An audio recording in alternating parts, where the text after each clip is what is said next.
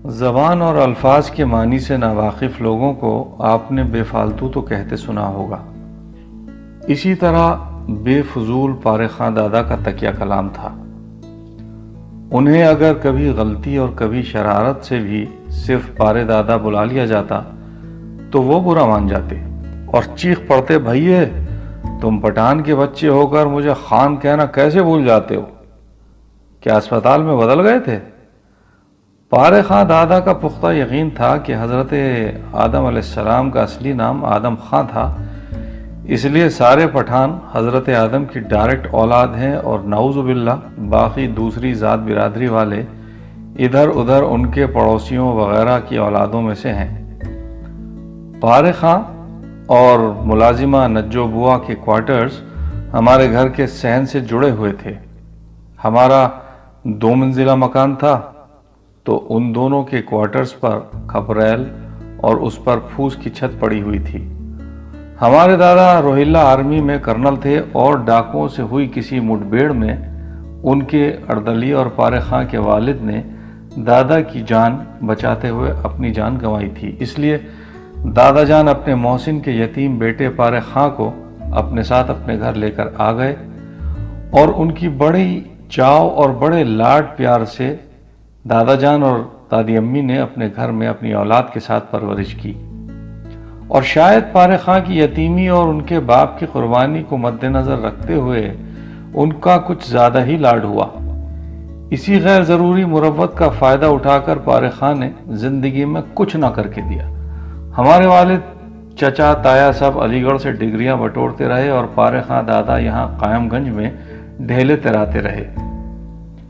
اس کی ہمیشہ سستے خضاب سے رنگی مونچھوں، پھرتیلے جسم اور رنگ برنگی پٹھانی پوشاک کو دیکھ کر اس کی عمر کا اندازہ لگانا مشکل تھا، مگر تائبہ جو کہ خود 50 کی لپیٹے میں تھے اسے پارے خاں بھائی کہہ کر بلاتے تھے۔ پارے خاں غضب کا میکینک تھا۔ بندوق سے لے کر سلائی مشین ہو یا گیس کے چولہے کی بڑی سے بڑی خرابی وہ چٹکی بجاتے درست کر لیا کرتا تھا، مگر اس کا دل کبھی کسی کام میں نہیں لگا۔ پارے خاں کا کوارٹر ہمارے لیے کسی عجائب خانے سے کم نہیں تھا۔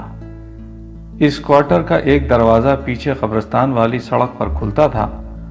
پارے خاں دن بھر اپنے دروازے سے لگے پٹرے پر بیٹھا رہتا اور اپنی بلند پاٹدار آواز میں آتے جاتے لوگوں کو چھیڑتے رہنا اس کا محبوب مشغلہ تھا۔ کوئی بڈھا پھوس آدمی تیز قدم اٹھاتا ہوا جا رہا ہو تو پارے خاں فقرہ چست کرتا، کہاں بڑھو؟ نانی کے گھر جا رہے ہو چیز لینے؟ اسی طرح رکشہ میں کوئی بہت موٹی خاتون ٹھوسی ہوئی بیٹھی نظر آئے تو پارے خاں کا چھیڑنا لازمی تھا، بھئیے رکشہ والے 2 پھیری میں بوجھا لے جاتے، کاہے بے فضول اتنی مشقت کر رہے ہو؟ وہ موٹی سواری گالیاں دے رہی ہوتی اور پارے خاں سب کے ساتھ ٹھٹا مار کے ہنس رہا ہوتا۔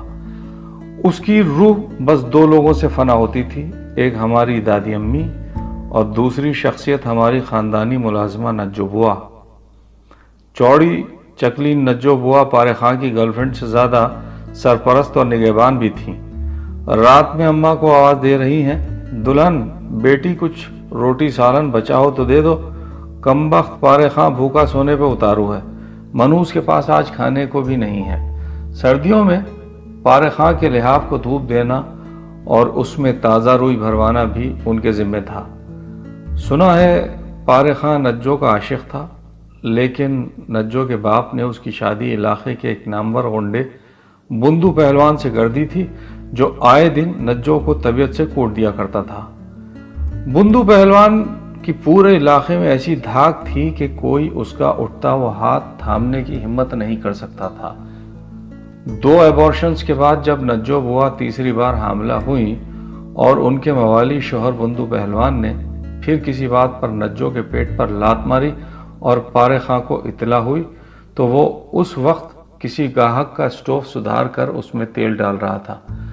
وہ بندو پہلوان کی درندگی کی خبر سن کر وہی مٹی کے تیل سے بھرا کنستر لے کر بندو خاں کے گھر اور نجو کی سسرال پہنچا۔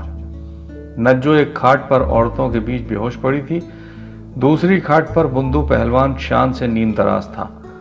پارے خاں نے بندوخاں کے قریب پہنچ کر تیش کے عالم میں اتنی زور سے پہلوان کی چھاتی پہ لات ماری کہ وہ فٹ بال کی طرح اڑ کر زمین پر آ رہا، اور چشمدید گواہ بتاتے ہیں کہ اتنے تن و توش کے مالک بندو خاں اور وہاں موجود اس کے 2-4 گرگوں کو اس نے مار مار کر بھس بنا دیا تھا۔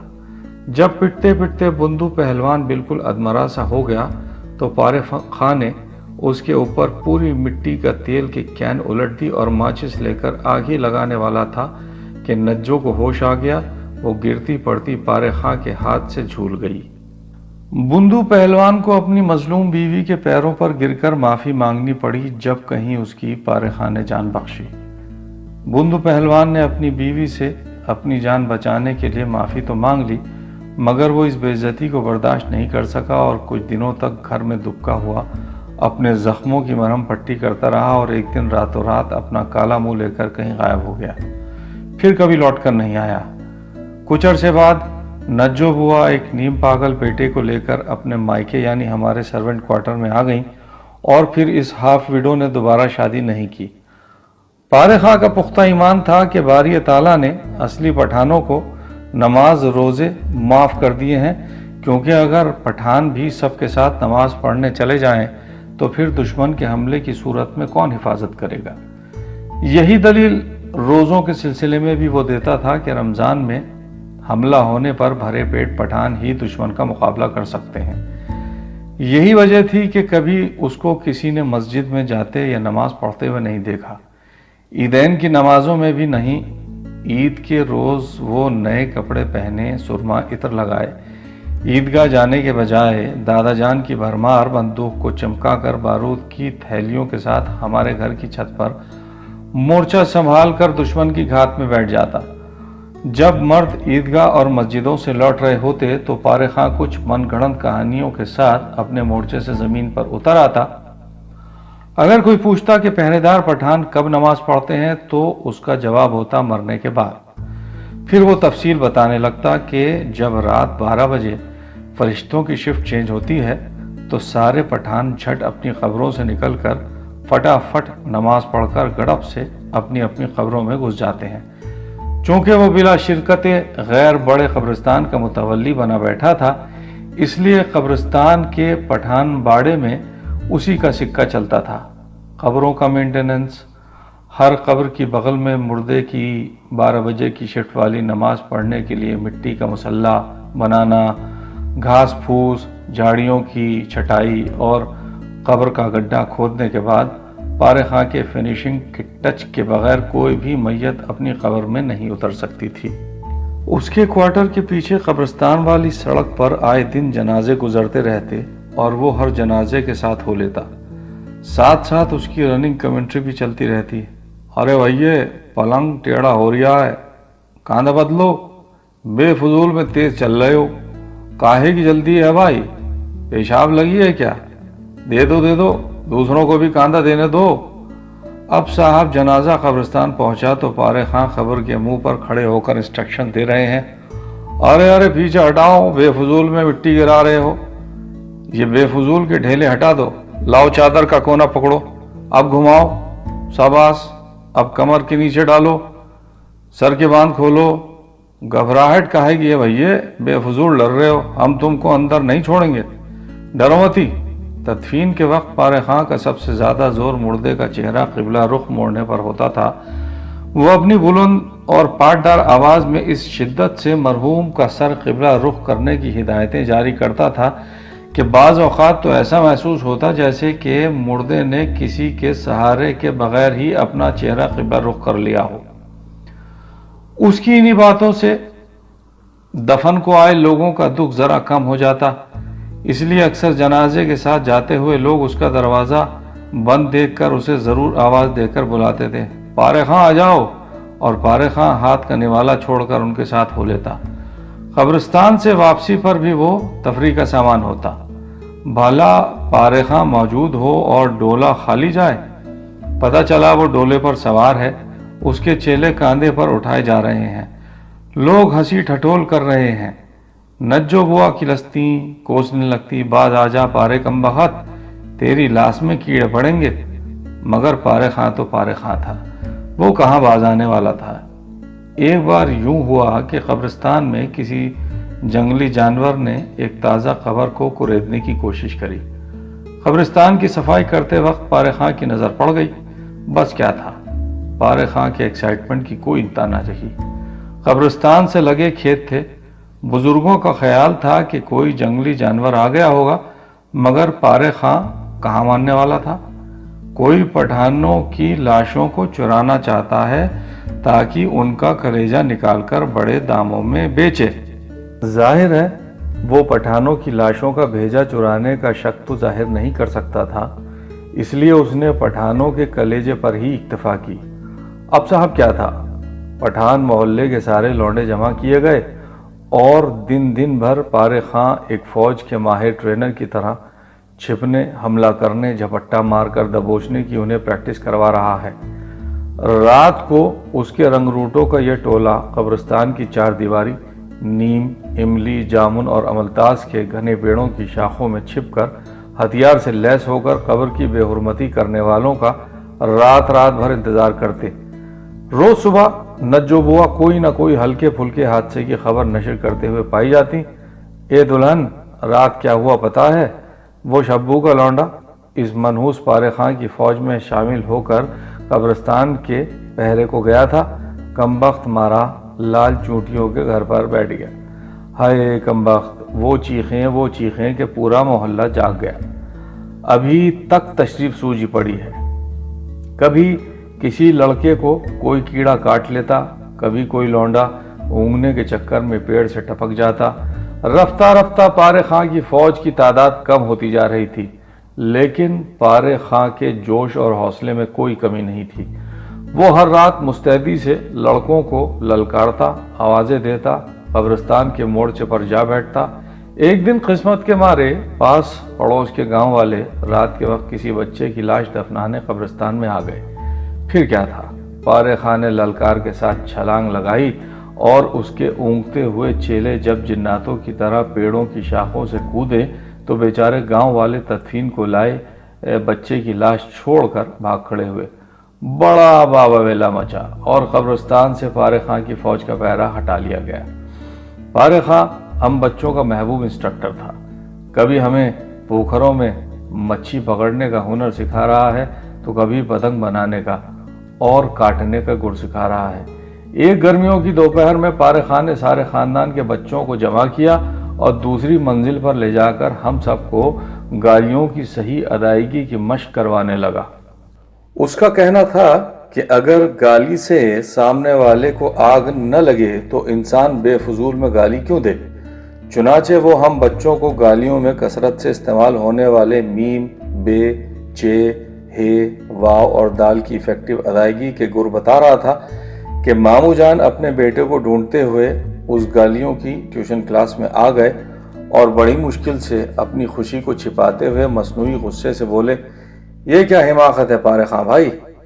پارے خاں فوراً بولا، اب کیا پٹھانوں کے بچے صحیح سے گالی بھی نہ دیں؟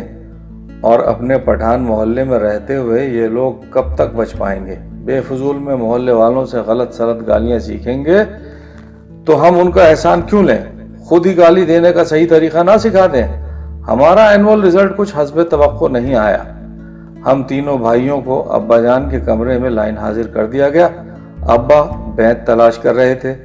نجو بوا نے پارے خاں کو خبر کر دی اور وہ ابا کے کمرے میں بے دھڑک آ گیا اور بولا، چھوٹے بھائیے، صبح سے ہمارے 10 کبوتر غائب تھے، بس ابھی شام کو واپس آئے ہیں۔ 8 کبوتر تو صحیح ہیں، بس 2 کبوتر۔ ابا جان اس وقت الماری کے پیچھے اپنی چھڑی تلاش کرنے کے لیے جھانک رہے تھے۔ پارے خاں کی کبوتروں کی خبر پر فکر مند ہوتے ہوئے ہمیں ہاتھ کے اشارے سے جانے کے لیے کہہ دیا۔ ہم اپنے ہاتھوں اور پیٹھ کی خیر منانے سے زیادہ پارے خاں کو سے دیکھتے ہوئے وہاں سے بھاگ کھڑے ہوئے۔ ایک دن پارے خاں عید والا پٹھانی سوٹ اور جیکٹ پہنے بنا ٹھنا ابا کے پاس آیا اور اس نے اعلان کیا کہ اسے فروخ آباد کبوتر بازی کے مقابلے کا چیف ریفری بنا کر بلایا گیا ہے اور خاص طور سے ایک گاڑی اسے لینے آئی ہے۔ ابا جان کو تعجب ہوا کہ کبوتر باز ایسے آرگنائزڈ کیسے ہو گئے۔ نجو بوا پارے خاں کو لے جانے آئے لوگوں کو دیکھ چکی تھیں اور وہ لوگ اسے کم سے کم کبوتر باز نہیں لگ رہے تھے، پر پارے خاں اتنے بڑے آنر کے ملنے سے اتنا خوش تھا کہ وہ کچھ اور سننے کو تیار ہی نہیں تھا۔ وہ فروخ آباد سے آئے جیپ میں سوار ہو کر آتے جاتے لوگوں کو جان بوجھ کر لمبے لمبے بلند و بالا سلام پھینکتا فروخ آباد چلا گیا، اور پھر 3 دنوں تک اس کی کوئی خبر نہیں ملی۔ چوتھے دن نجو بوا کو تشویش ہونے لگی۔ 5ویں دن دادی جان کو پارے خاں کی خاموشی سے الجھن ہوئی، اور پارے خاں کے غائب ہونے کے 7ویں دن پولیس ہمارے گھر پر آئی اور ابا جان طیبہ کے ساتھ فوراً فروخ آباد چلے گئے۔ جب دونوں بھائی لوٹ کر آئے تو نجو بوا شام سے گھر کے گیٹ پر ان کا انتظار کر رہی تھیں۔ وہ دہاڑے مار مار کر رونے لگیں۔ ابا اور تایا نے بتایا کہ فروخ آباد میں کبوتر بازی کا کوئی ٹورنامنٹ نہیں تھا، وہ ایک سازش تھی۔ دراصل نجو کے ظالم شوہر بندو پہلوان پارے خاں سے شکست کھا کر قائم گنج سے فرار ہو کر نیپال کے بارڈر پر پہنچ گیا تھا۔ وہاں اس نے اسمگلنگ کا کام شروع کیا اور ایک بڑی گینگ بنا لی۔ وہاں شادی بھی کر لی، بچے بھی ہوئے۔ وہ جب اپنے بے عزتی کا پارے خاں سے بدلہ لینے کے لیے کوچ کرنے ہی والا تھا کہ پولیس مٹبھیڑ میں بری طرح زخمی ہو گیا۔ مرنے سے پہلے اس نے اپنے بیٹوں کو گینگ کا چارج دیتے ہوئے ان سے وعدہ لیا تھا کہ وہ اس کی آخری خواہش ضرور پوری کریں گے اور پارے خاں کو زندہ جلا دیں گے۔ چنانچہ اس کے بیٹوں اور گینگ کے گروہوں نے پارے خاں کو شہر سے باہر نکالنے کے لیے اسے کبوتر بازی کا ریفری بنانے کا کامیاب منصوبہ بنایا اور قائم گنج اور فروخ آباد کے درمیان نشے آور دوا دھوکے سے پلا دی، اور پھر اسے کسی سنسان جگہ پر لے جا کر پیٹرول چھڑک کر اس میں آگ لگا دی اور فرار ہو گئے۔ ان کی قسمت خراب یا پارے کی اچھی کہ گھبراہٹ اور عجلت میں ان بدمعاشوں کی جیپ پولیس کی بس سے ہی ٹکرا گئی اور سارا رہسیہ کھلتا چلا گیا۔ پارے خاں کو راہگیروں نے پورا جلنے سے بچا لیا۔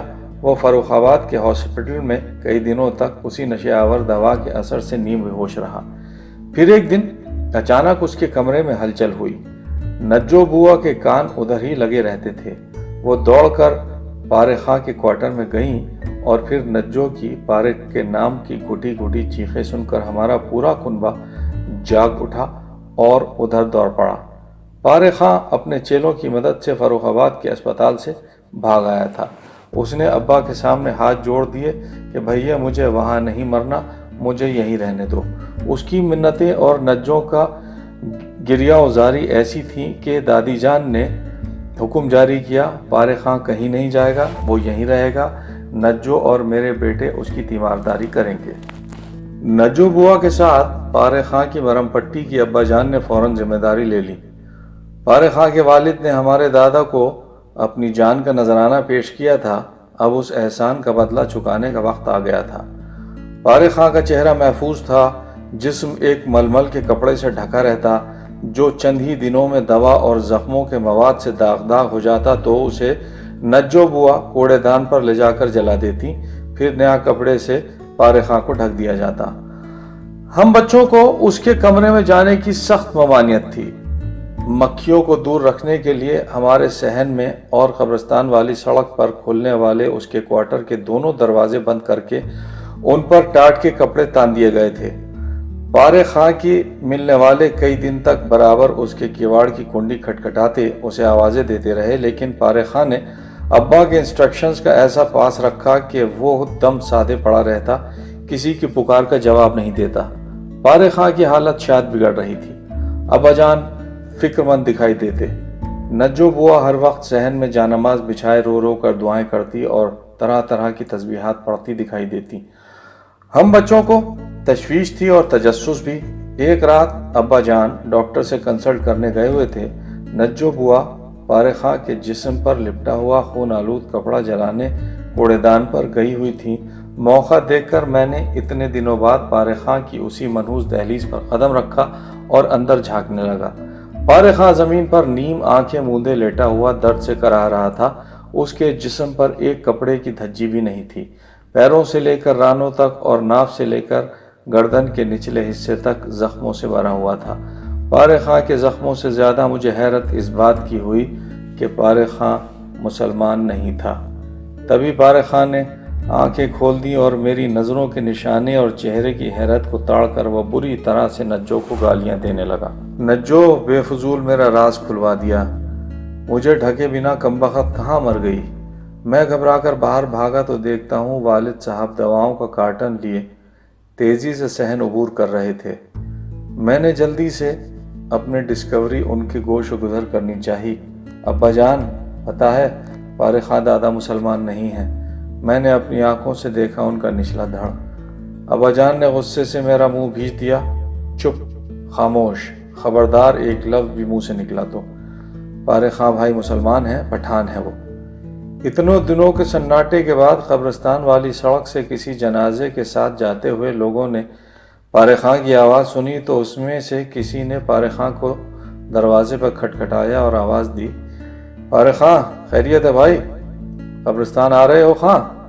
आ रहा हूँ, पारे खां ने नहीफ सी आवाज़ में जवाब दिया तो अब्बा जान ने मेरे मुंह पर से हाथ हटाया और तेज़ी से पारे खां की क्वार्टर की तरफ भागे। मैं भी डरते डरते उनके पीछे गया। कब्रिस्तान वाली सड़क पर कोई शख्स पेट्रोमैक्स लिए खड़ा था और रोशनी दरवाजे की जिर्रियों से छनकर पारे खां के हुजरे को रोशन कर रही थी। आहट पर पारे खां ने आंखें खोल दी। अब्बा जान को देखकर पारे खां पहली बार रोया। उसने अपने जख्मी हाथ से अब्बा का हाथ कसकर पकड़ लिया। वो तकरीबन सिसकते हुए बोला, मेरे मरते हुए बाप को आपके अब्बा ने वचन दिया था कि वो मुझे जीवन भर पारसराम ही रहने देंगे, सो आप लोगों ने मुझे हिंदू ही रहने दिया। अब जिंदगी ख़त्म ही समझो। मेरी मौत पर वचन लागू नहीं होता। आप लोगों ने मुझ नीच ज़ात को पठान बनाकर मेरा भरम रखा, उसका शुक्र कैसे अदा करूं। पारे खान जितना हिंदू था उतनी उसकी चिता जल चुकी। अब पारसराम जितना मुसलमान है उतना जिंदा है और वही रहते हुए मरना चाहता हूँ। अब जनाजा पारे खां के दरवाजे के सामने गुजर रहा था और साथ ही जनाजे के साथ चल रहे लोगों के साए भी दरवाजे के दराज से सरकने लगे। लोग ज़ोर ज़ोर से कलमा पढ़ रहे थे।